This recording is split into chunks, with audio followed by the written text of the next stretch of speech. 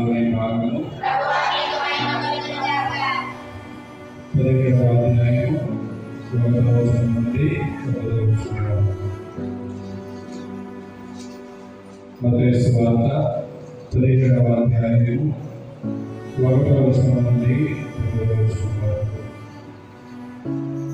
ఆ దినములు గడిచిన తర్వాత యేసు పేతురును యాకోబును తన సహోదరుల యోహానును తన వెంట తీసుకుని ఒక ఉన్నత పర్వతం పైకి ఏకాంతంగా వెళ్ళాడు. అంతటా వారి ఎదుట యేసు ప్రార్థనను చేరాడు. ఆయన ముఖము సూర్యుని వలె ప్రకాశించింది. ఆయన వస్త్రములు వెలుగు వలె తెల్లగా అయ్యాయి. ఆయనతో మోషే ఏలియాను సంభాషిస్తున్నట్టు ఆయనకి కనబడింది. అప్పుడు పేతురు, ప్రభు, మనం వేసిన ఉండుట మంచిది.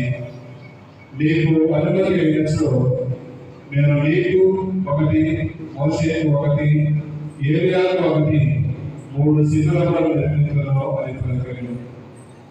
అంతలో ఒక కాంతివంతమైన మేఘము వారిని ఆవరించాను.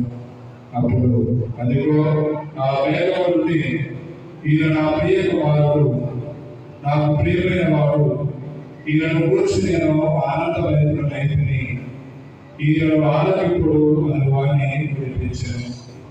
ఇది విన్న శిష్యులు మిగిలి భయప్రాంతులై ద్వారకలో పడింది. అప్పుడు యేసు వారి కళ్ళకు వచ్చి వారిని తట్టి, లేడు, భయపడకూడదు అని పలికాడు.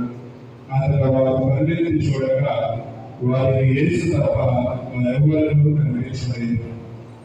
వాళ్ళు ఆ పర్వతం నుండి దిగి వచ్చేసరిగా అని ఆజ్ఞాపించారు. ఇది క్రీస్తు చేస్తాము.